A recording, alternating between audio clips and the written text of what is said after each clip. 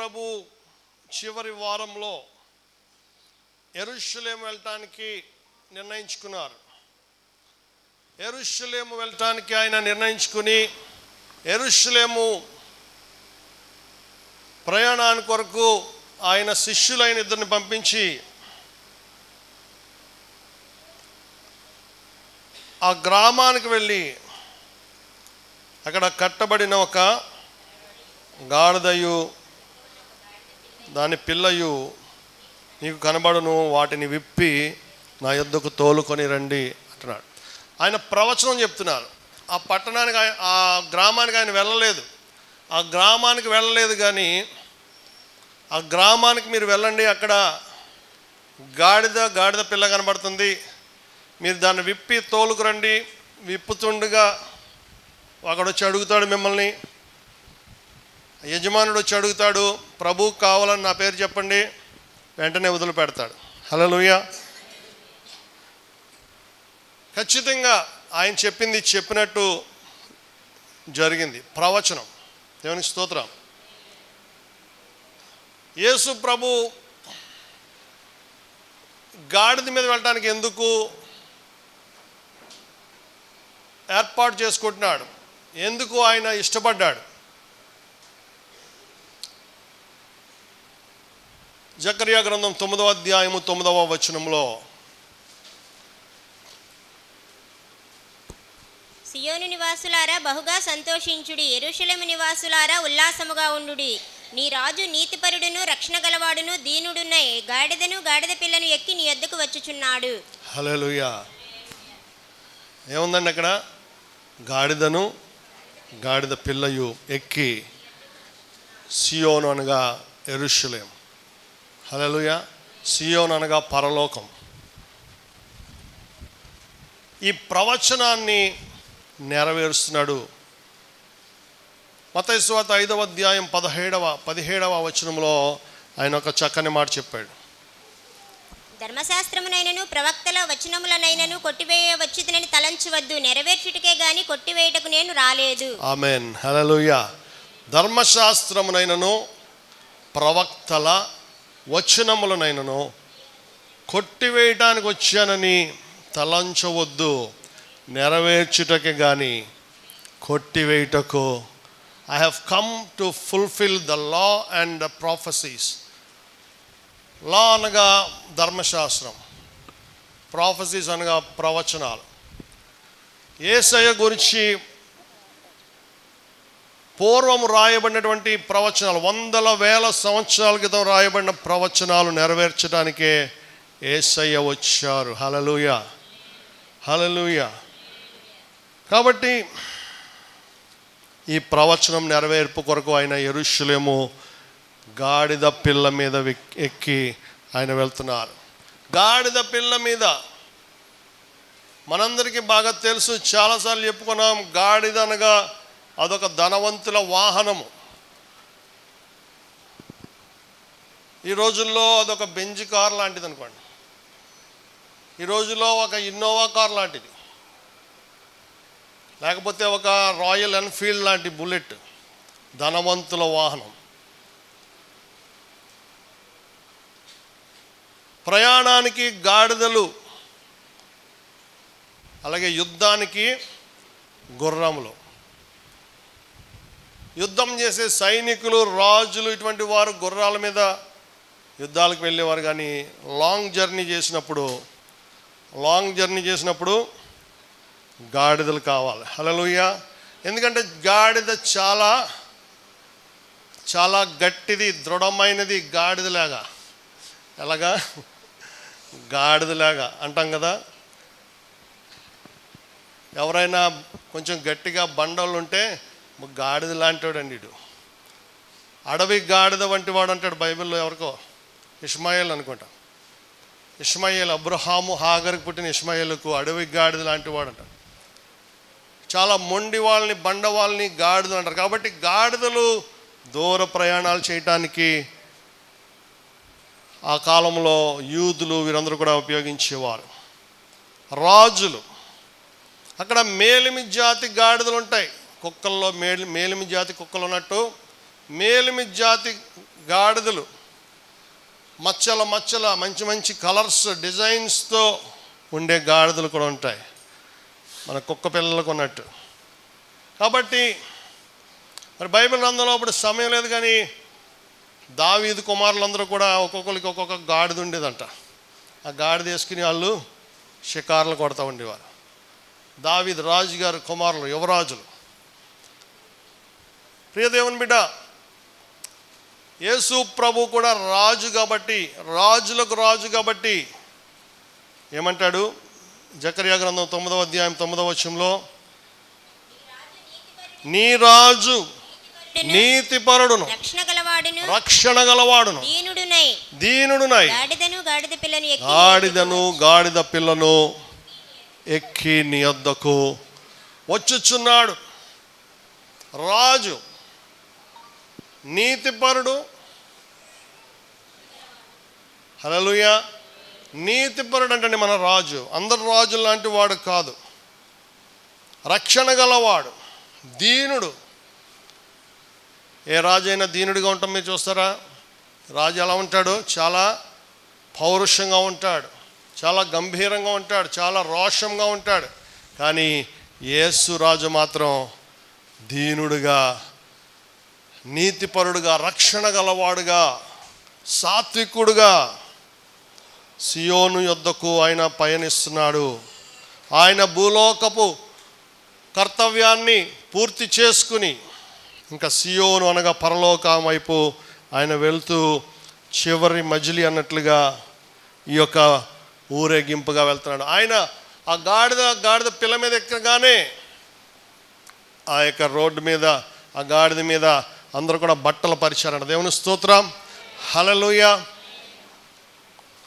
ఒకప్పుడు KA Paul గారు బలంగా వాడబడ్డారు, దేవుని చేత బలమైన సాధనంగా వాడబడ్డారు. దాదాపు 10 ఏళ్ళు చాలా అద్భుతమైన సేవ చేశారు ప్రపంచం అంతా కూడా, ఇండియాలో కూడా. కొన్ని చోట్ల ఆయన ఎక్కడైనా కారు దిగుతుంటే, కారు దిగి ఆ భోజనం చేయడానికి కొంతమంది విఐపీలు పిలిచేవారు ఆయన్ని. కారు దిగి ఆ విఐపి, ఆ ప్రముఖులు, విఐపి అనగా పట్టణంలో చాలా ప్రాముఖ్యమైన వ్యక్తులు, వాళ్ళ ఇళ్ళకి వెళ్ళే వరకు కూడా కారు దగ్గర నుంచి వాళ్ళకి ఒక ఆయనైతే నేను చూశాను, పట్టు చీరలు పరిచాడు, కొత్త పట్టు చీరలు, ఆయన కాలు కింద పెట్టకుండా. దేవుని స్తోత్రం, హల్లెలూయా. నేను అనుకున్నాను, దైవజనుడిని ఎంత ఘనపరిచావు దేవా. పట్టు చీరలు అన్నమాట, కొత్త పట్టు చీరలు. అలాగా సీలిప్పి ఆయన నేల మీద కాలు పెట్టకుండా ఆయన హెలికాప్టర్లో తిరిగేవాడు ఆ రోజుల్లో. అలాగే యేసు ప్రభు ఈ యొక్క విషయాన్ని నేను ధ్యానిస్తున్నప్పుడు దేవుడు నాకు ఆ సందర్భాన్ని జ్ఞాపకం చేశాడు. దేవుని స్తోత్రం. యేసు ప్రభు గాడిద మీద వెళ్తున్నప్పుడు ఆ గాడిద కూడా రోడ్డు మీద నడవకూడదని, ఆ గాడిద కాలుకు కూడా మట్టి అంటుకోకూడదని ఆ గాడిదను కూడా ఘనపరిచారు ప్రజలు. దేవుని స్తోత్రం. ఒక ఆయన చెప్పాడు, ఆ గాడిద తిరిగి వెళ్ళిపోతుందంట. యేసయ్యను డ్రాప్ చేశాక తిరిగి వాళ్ళ ఊరు వెళ్ళిపోతుంది, పక్క ఊరు బెత్పగే అనుకుంటా కదా. వెళ్ళిపోతున్నప్పుడు దాన్ని ఎవరో పట్టించుకోవట్లేదంట. అదేమో మట్టిలో నడవలసి వస్తుంది, దాన్ని ఎవరు కూడా పలకరించట్లేదు, గుర్తుపట్టడం లేదు. ఏంటా, ఇందాకేమో నన్ను అందరూ గౌరవించారు, నాకు అందరూ కేకలు వేశారు, నన్ను ఎంతో ఎక్కించేశారు ములగ చెట్టు, హల్లెలూయా. కానీ ఇప్పుడు చూస్తే ఎవరు పట్టించుకోవట్లేదు. ఏంటా అని చూస్తే ఇప్పుడు ఎవరు లేరు పైన? యేసయ్య లేడు. ప్రియదేవుని బిడ్డ, గతంలో ధ్యానించుకున్నాం ఈ విషయాన్ని మనం. యేసయ్య ఉన్నప్పుడే ఆ గాడిదకు విలువ. ఏ గాడిదకైనా సరే, మాలాంటి గాడిదలు, మీలాంటి గాడిదలు, మనందరం యేసయ్యను ఊరేగించడానికి పిలువబడ్డాం. హల్లెలూయా. యేసయ్యను మోయటానికి పిలువబడ్డాం, సిలువను మోయటానికి పిలువబడ్డాం. మత్తయి సువార్త 16వ అధ్యాయం 24వ వచనంలో, నన్ను వెంబడింప గోరువాడు తను తాను ఉపేక్షించుకొని తన సిలువనెత్తుకుని నన్ను వెంబడింపవలెను. హల్లెలూయా. ఉపేక్షించుకోవాలి. ఉపేక్షించుకోవడం అంటే 0 అయిపోవాలి, 0.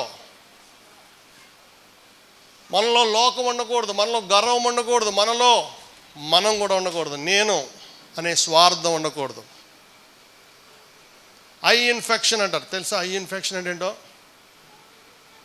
ఈ మధ్య ఎవరికి ఐ ఇన్ఫెక్షన్ వచ్చింది కదా. ఐ ఇన్ఫెక్షన్ అంటే కళ్ళకు వచ్చే జబ్బు, కళ్ళ మొదలైనవి. కానీ ఒక పెద్ద అని చెప్పాడు ఐ ఇన్ఫెక్షన్ అంటే ఐ అంటే నేను అనే అహంకారంతో కూడిన జబ్బు ఉంటుందంట ప్రతి ఒక్కడికి. నా పేరు ముందు చెప్పలేదు, నా పేరు వేయలేదు, నా పేరు ముందు, నా పేరు వెనక డిజిగ్నేషన్ చెప్పలేదు. హల్లెలూయా. ఐ ఇన్ఫెక్షన్ అనేది మనలో ఉండకూడదు. దేవుని స్తోత్రం.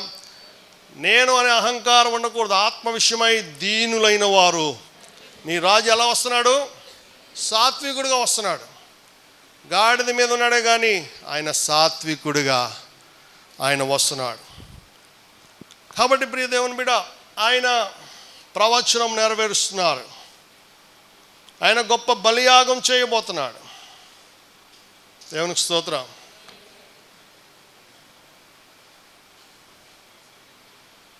యేసు ప్రభు ఊరేగించే వారందరూ ఏం పట్టుకున్నారు? చేత్తో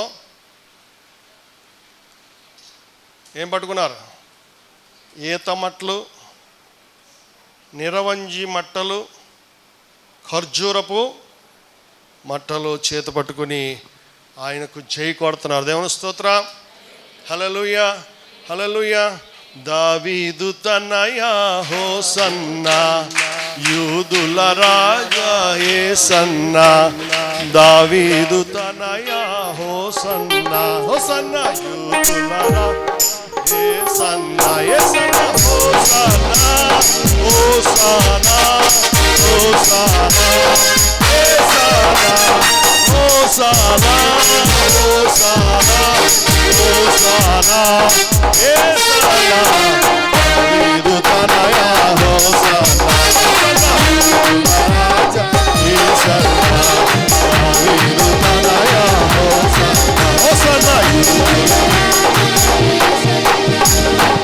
హల్లెలూయా. ఏ కలర్లో ఉన్నాయండి ఇవి?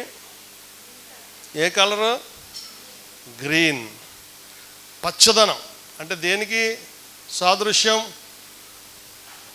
What does green represent? Green దేనికి చెప్పండి? గ్రీన్ అనగా ఆశీర్వాదం, గ్రీన్ అనగా అభివృద్ధి, గ్రీన్ అనగా గ్రోత్, వృద్ధి. పచ్చగా ఉందంటే అది చిగురిస్తుందని అర్థం. పచ్చగా ఉందంటే అది ఎదుగుతుందని అర్థం. పచ్చగా ఉందంటే అది ఫలిస్తుందని అర్థం. మీరు పచ్చగా ఉండండి అని ఎవరైనా దీవించారంటే మీరు వర్ధిల్లండి, బీ బ్లెస్డ్. పచ్చదనం గురించి మాట్లాడుకుందాం. 92వ కీర్తన 12వ వచనం ఏం చెప్తుంది? 92వ కీర్తన 12వ వచనం, నీతిమంతులు ఖర్జూర వృక్షం వలె మొవ్వ వేయుదురు, లెబానాను మీది దేవదారి వృక్షం వలె వారు ఎదుగుదురు. హల్లెలూయా. నీతిమంతులు ఎలా ఉంటారంటండి? ఖర్జూర వృక్షం వలె మొవ్వ వేయుదురు. ఖర్జూర పండు ఇష్టమేనా? ఖర్జూర వృక్షం వలె మొవ్వ వేస్తారంట. దేవుని స్తోత్రం. మొవ్వ వేసే చెట్టు ఇష్టమా మీకు? మొవ్వ వేయని చెట్టు ఇష్టమా? మీ ఇంట్లో ఏమైనా చెట్లు ఉన్నాయనుకోండి మీ తోటలో. హల్లెలూయా. అలాగే నీతిమంతులు ఎప్పుడు కూడా, తర్వాత వచనం చదువు, 13వ వచనం, వారు మన దేవుని ఆవరణములలో వర్ధిల్లుదురు. హల్లెలూయా. ఎలా వర్ధిల్తారు? మందిరములో నాటబడిన వారే, యెహోవా మందిరములో నాటబడిన వారే, యెహోవా మందిరములో నాటబడిన వారై వారు మన దేవుని ఆవరణములలో వర్ధిల్లుదురు. వారు మన దేవుని ఆవరణములలో వర్ధిల్లుదురు. నీతిమంతులు దేవుని మందిరంలో నాటబడిన వారై. హల్లెలూయా. నీతిమంతులమై మోవు వేయుదము, నీతిమంతులమై మోవు వేయుదము, యేసు రక్తములోనే జయము మనకు జయమే స్తుతి స్తోత్రములోనే జయము మనకు జయమే నీ సురక్తములోనే జయము మనకు జయమే స్తుతి స్తోత్రములోనే జయము మనకు జయమే వర్ధిల్లెదము మన దేవుని మందిరమందు నాటబడిన వారమై వర్ధిల్లెదము మన దేవుని మందిరమందు నాటబడిన వారమై హల్లెలూయా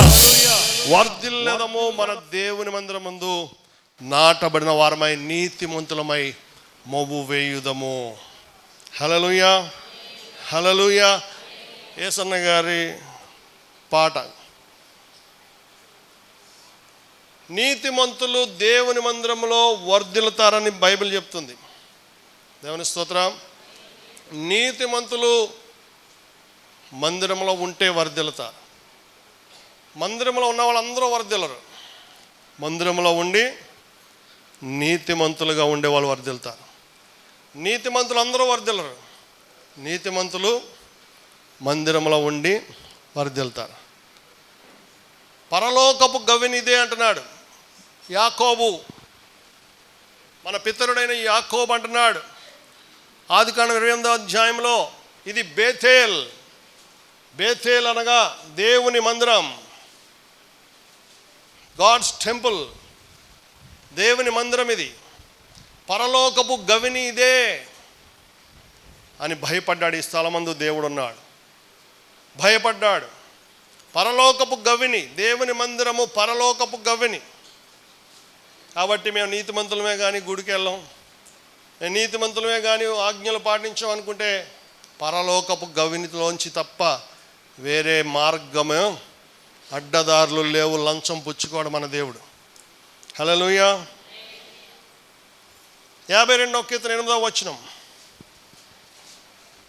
నేనైతే దేవుని మందిరములో పచ్చని ఒలీవ చెట్టు వలె ఉన్నాను, నిత్యము దేవుని కృపయందు నమ్మిక ఉంచుచున్నాను. హల్లెలూయా. ఎలా ఉన్నాడంటండి భక్తుడు? నేనైతే దేవుని మందిరములో పచ్చని ఒలీవ చెట్టు వలె ఉన్నాను. చెప్పండి మీరు కూడా. నేనైతే దేవుని మందిరములో పచ్చని ఒలీవ చెట్టు వలె ఉన్నాను. ఇలా చెప్పండి గుండె మీద చేసుకుని. నేనైతే దేవుని మందిరములో పచ్చని ఒలీవ చెట్టు వలె ఉన్నాను. హల్లెలూయా.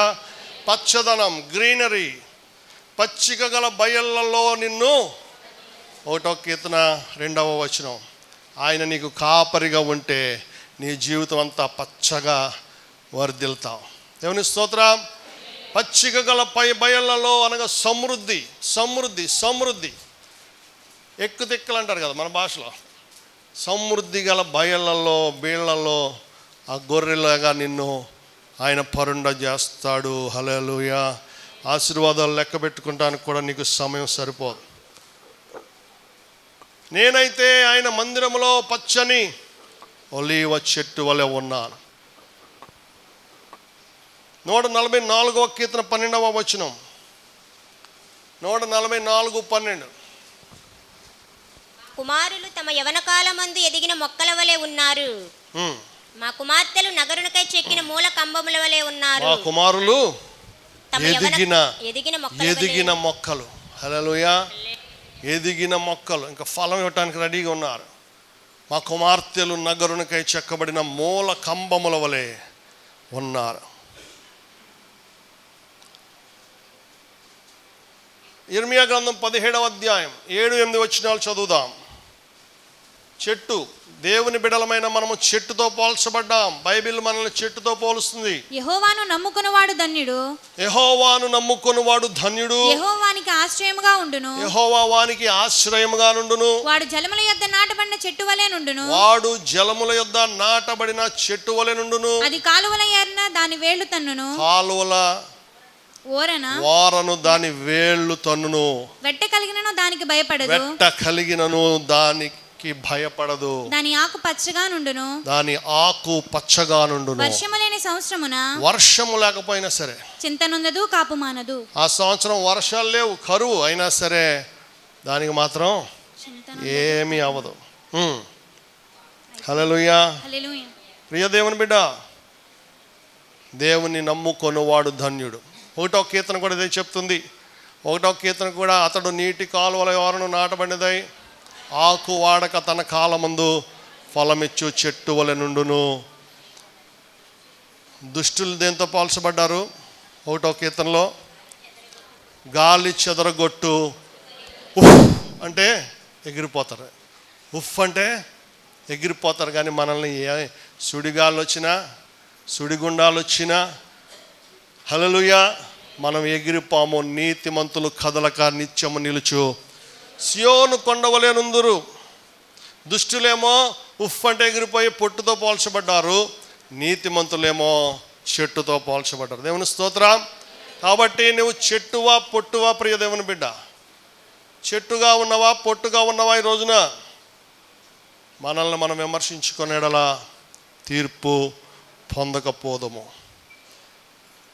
యేసు ప్రభు మహిమ ప్రవేశంకి ముందు ఈ ప్రవేశం జయశీలుడు, ట్రయంఫల్ ఎంట్రీ అంటాడు. ట్రయంఫల్ ఎంట్రీ, ట్రయంఫ్ అనగా విజయం, ఎంట్రీ అనగా ప్రవేశం, విజయ ప్రవేశం. విజయానికి సంకేతంగా ఆయన భూలోకంలో తండ్రి అప్పగించిన పని దాదాపుగా పూర్తి చేశాడు. విజయం అని ఎందుకు అంటున్నాడంటే ఆయన ఓడిపోలేదు కాబట్టి. ఆయన్ని ఓడించాలని సాతానుడు పలుమార్లు ప్రయత్నించాడు. ఆయనతో తప్పు చేయించాలని చూశాడు. మత్తయి సువార్త 4వ అధ్యాయం 4వ వచనంలో ఆయన ఉపవాసం పూర్తయిన తర్వాత ఆయనతో కొన్ని పనులు చేయించాలని చూశాడు. నువ్వు దేవుని కుమారుడు అయితే రాళ్లను రొట్టెలుగా. శరీరంగా ఆయన సంపూర్ణ మానవుడు కాబట్టి, దైవత్వాన్ని విడిచి లోకానికి వచ్చాడు కాబట్టి, ఆయన మానవుడు కాబట్టి ఆయనకు ఆకలి వేస్తుంది. 40 రోజులు ఏమీ తినలేదు కాబట్టి వెంటనే వచ్చాడు. ఆయన బలహీనతను ఎరిగి, మన బలహీనతను ఎరిగి కూడా సైతాను వస్తూ ఉంటాడు. మనం ఆర్థిక ఇబ్బందులతో బాధపడుతుంటే సైతాను వచ్చి మనకు ఒక అడ్డ రూట్ చూపిస్తూ ఉంటాడు. మనము అనారోగ్యంతో బాధపడుతుంటే సైతానుడు వచ్చి పలానా తాయెత్తు కొట్టుకోమని చెప్తూ ఉంటాడు. మనం ఎప్పుడైతే బలహీనతో ఉంటామో సైతానుడు ఏదో ఒక స్నేహితుడి రూపంలో రావచ్చు, మన వెల్ విషర్ రూపంలో రావచ్చు. కాబట్టి వచ్చే మనిషి దేవుని యొద్ద నుండి వచ్చాడా సాతాను నుండి వచ్చాడా అనేది మనం ప్రార్థించాలి. సమస్తము పరీక్షించి మేలైన దాన్ని చేపట్టుడి అని వాక్యం మనకు ఆజ్ఞాపిస్తుంది. కాబట్టి మనము వచ్చిందల్లా కూడా మన కోసమే దేవుడు పంపించాడు అనుకోకూడదు. దావీదుని చంపాలని సౌలు రాజు తిరుగుతున్నాడు. ఒకప్పుడు తిరుగుతుండగా దావీదు ప్రాణం గుప్పిట్లో పెట్టుకుని అడవుల్లో దాక్కున్నాడు, గుహల్లో దాక్కున్నాడు. చాలా కాలం తరుముతూనే ఉన్నాడు సౌలు రాజు అసూయతో, దురాత్మతో నింపబడిన సౌలు. ఒక రోజున దావీదుకి అతను చంపే అవకాశం వచ్చింది. ఒక చోట దొరికిపోయాడు సౌలు రాజు. దావీదు పక్కన ఉన్న వాళ్ళు అంటున్నారు, దేవుడే నీకు ఈ అవకాశం ఇచ్చాడు, చంపే అంటున్నాడు. లేకపోతే నువ్వు అని మేము చంపేస్తాం అంటున్నారు. కానీ ఒంటరిగా దొరికిన సౌలును దావీదు ఒకటి అంటున్నాడు, యెహోవా చేత అభిషేకము నొందిన వానిని నేను ముట్టను. హల్లెలూయా. ఈరోజు వదిలిపెడితే రేపు మళ్ళీ చంపేస్తాడేమో నిన్ను. అయినా పర్వాలేదు, దేవుడే చూసుకుంటాడు. ఒక రోజున ఆయనే ఏ యుద్ధంలోనో చంపుతాడు, కానీ నేను మాత్రం చంపను. హల్లెలూయా. మన శత్రువుల మీద పగ తీర్చుకునే పని మనది కాదు, మన శత్రువుల మీద పగ తీర్చుకునే పని మన దేవునిది. దేవుడే నీకు అవకాశం ఇచ్చాడు అన్నాడు దావీదు పక్కన ఉన్న రైట్ హ్యాండ్ ఒకడు. హల్లెలూయా. దేవుడు ఇచ్చాడు అనుకుని మనం చంపేస్తూ ఉంటాం, మనం కొట్టేస్తూ ఉంటాం, మన శాపనార్థాలు పెట్టేస్తూ ఉంటాం, మనం వీలైతే కీడు చేస్తాము మన శత్రువులకి. కానీ దేవుడు ఎప్పుడు ఆ విధంగా మనల్ని చేయమండు. హల్లెలూయా. ఎందుకంటే పగ తీర్చుకునుట నా పని. ముఖ్యంగా సహోదరుల విషయంలో, అభిషక్తుల విషయంలో జాగ్రత్తగా మనం ఉండాలి. దేవునికి స్తోత్రం.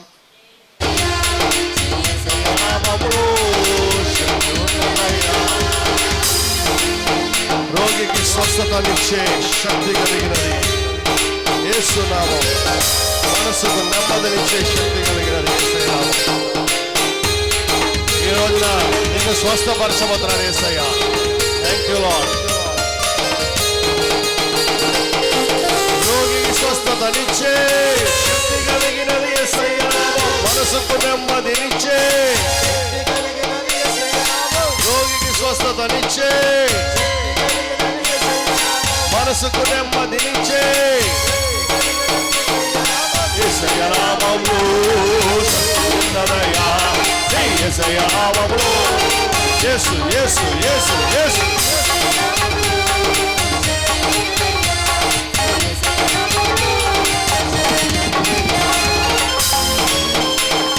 దురాత్మలను పారదోలే శక్తి కలిగినది యేసయ్య నామం. దుఃఖితులను ఆదరించే శక్తి కలిగినది యేసయ్య నామం.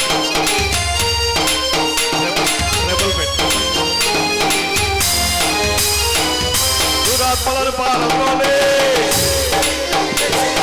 దుఃఖితులను ఆదరించే దురాత్మలను పారదోలే దుఃఖితులను ఆదరించే యేసయ్య నామములో శక్తి ఉన్నదయ్యా. యేసయ్య నామములో యేసయ్య నామములో శక్తి ఉన్నదయ్యా. యేసయ్య నామములో శక్తి ఉన్నదయ్యా. సృష్టిని శాసించగలిగిన శక్తి కలిగినది యేసయ్య నామం. మృతులను లేపగలిగిన శక్తి కలిగినది యేసయ్య నామం.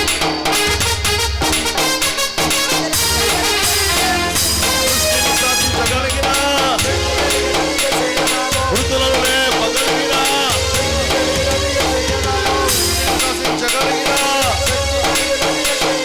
మృతులను లేపగలిగిన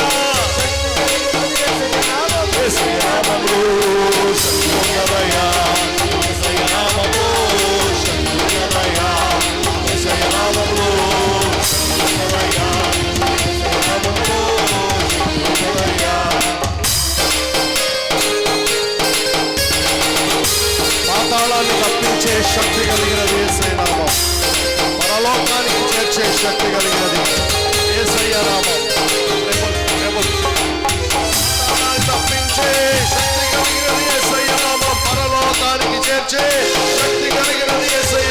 పాతాళాన్ని తప్పించే పరలోకానికి చేర్చే యేసయ్య నామము శక్తి ఉన్నదయ్యా. యేసయ్య నామములో శక్తి ఉన్నదయ్యా. యేసయ్య నామములో శక్తి ఉన్నదయ్యా. యేసయ్య నామములో శక్తి ఉన్నదయ్యా. యేసయ్య నామములో శక్తి ఉన్నదయ్యా. యేసయ్య నామములో నమ్మితే చాలు నీవు పొందుకుంటావు శక్తి. నమ్మితే చాలు నీవు పొందుకుంటావు శక్తి. యేసయ్య నామములో శక్తి ఉన్నదయ్యా. యేసయ్య నామములో శక్తి ఉన్నదయ్యా. యేసయ్య నామములో శక్తి ఉన్నదయ్యా.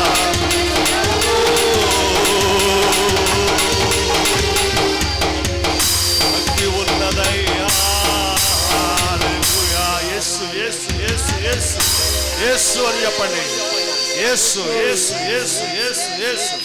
Thank you Lord. యేసు నామం యేసు నామం యేసు నామం యేసు నామం ఉన్నత నామం, అత్యున్నతమైన నామం. హల్లెలూయా హల్లెలూయా. అన్ని నామముల కన్నా పైనామము యేసయ్య నామం. Thank you Jesus. Thank you Jesus. Thank you lord. Thank you Jesus. ప్రార్థన. పరిశుద్ధుడు మిక్కిలి కృపా కనికరం కలిగిన మా పరమ తండ్రి, దేవా కల్వరి శిలువలో మీరు ఇచ్చిన విజయం బట్టి మీకు వందనాలు. మీరు ఇచ్చిన వాక్యము మంచి నేలపడ మిత్రం వలె 30 60 100 ఫలింపచేసి మారు మనసు తగిన ఫలములు ఫలించేవారుగా ప్రతి ఒక్క బిడ్డను ఆశీర్వదించమని యేసు పరిశుద్ధ నామమున వేడుకొని ప్రార్థిస్తున్నాం మా పరమ తండ్రి. ఆమేన్ ఆమేన్ ఆమేన్. భాషలతో దేవదూతల భాషలతో మాటలాడినను ప్రార్థించినను ప్రేమ లేని వానివైతే ఫలితము లేదు. ప్రేమనే ఆత్మఫలం ఫలింపుము నీవు. ప్రేమ లేని వానివైతే ఫలితము లేదు. ప్రేమనే ఆత్మఫలం ఫలింపుము నీవు.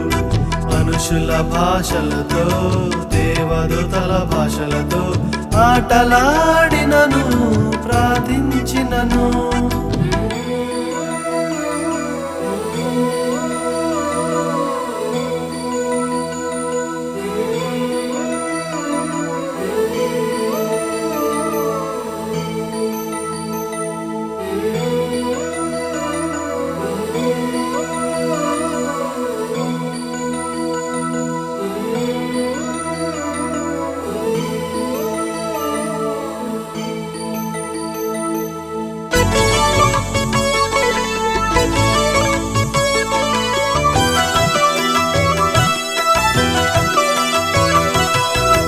ప్రవచించు కృపావరము కలిగి ఉన్నను, గొప్ప మర్మములు జ్ఞానమంతా ఎరిగి ఉన్నను.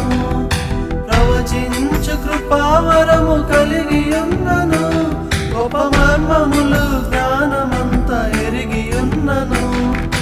ప్రేమ లేని వానివైతే ఫలితము